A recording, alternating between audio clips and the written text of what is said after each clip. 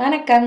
யானைகள் போர்களுக்கு மட்டுமே பயன்படுத்தப்பட்டு வந்துகிட்டு இருந்த நிலையில கோயில்களுக்கு வளர்க்கப்பட்டது எதனால, அதோட வரலாறை தான் நம்ம இந்த வீடியோல பார்க்க போறோம். புராண கதைகள்ல அதிகம் புகழ்பெற்ற 6ஆம் 7ஆம் நூற்றாண்டுகள்ல தான் யானைகள் கோயிலுக்குள்ள வந்ததா கூறப்படுது.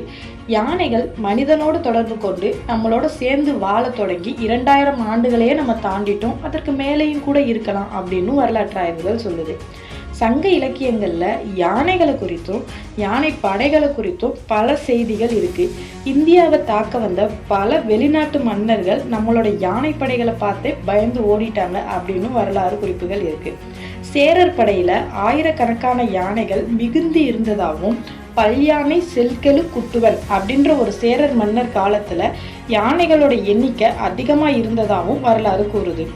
சோழர்கள் காலத்துல கூட 60,000க்கும் மேற்பட்ட யானைகள் இருந்ததாகவும் குறிப்புகள் இருக்கு.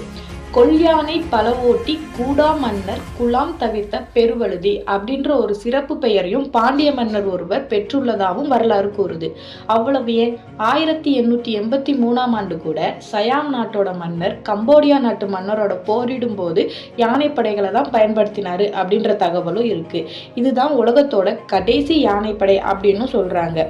யானைகள் போர்களுக்கு மட்டுமே பயன்படுத்தப்பட்டு வந்துகிட்டு இருந்த நிலையில அதை கோயில்கள்ல வளர்த்தது எப்படி, அது எப்படி கோயிலுக்குள்ள வந்தது, விழாக்கள்ல கடவுள்களை சுமக்கிறதுக்கும், தேர் திருவிழாக்கள்ல முன்னே போகிறதுக்கும், தீர்த்தங்களை கொண்டு செல்றதுக்கும், பக்தர்களுக்கு ஆசி வழங்குறதுக்கும் யானைகள் எவ்வாறு பயன்படுத்தப்பட்டுச்சு அப்படின்றதான் நம்ம இந்த வீடியோல பார்த்துக்கிட்டு இருக்கோம்.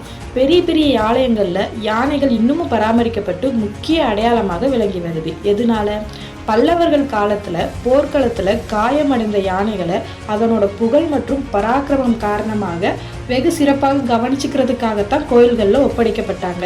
அதுவும் சரியான ஓய்வும் ஆரோக்கியமான உணவும் கொடுத்து அது பராமரிக்கப்பட்டு வந்துகிட்டு இருந்துச்சு. அதுல இருந்து சோழர்கள் காலத்துல பெரும் கோயில்களுக்கு யானைகளை காணிக்கையா கொடுக்கறத வழக்கமா கொண்டு வந்துட்டாங்க. பசுவோட பின்புறத்துல எப்படி லட்சுமி கடாட்சம் இருக்கோ, அதே போல யானைகளோட முன்புறத்துலயும் லட்சுமி கடாட்சம் இருக்கிறதா நம்பப்பட்டு வந்துகிட்டு இருக்கு.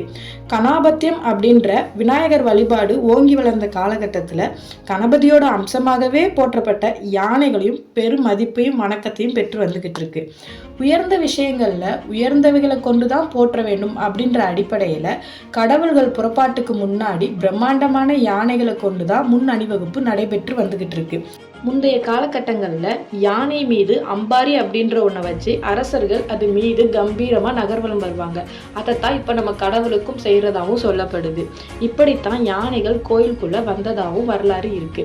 இதை பத்தி உங்க கருத்து என்ன? யானைகள் காட்டுல இருக்கலாமா, இல்லைன்னா கோவில்கள்ல இருக்கலாமா? உங்க கருத்து என்னன்னு கமெண்ட்ல சொல்லுங்க. நன்றி.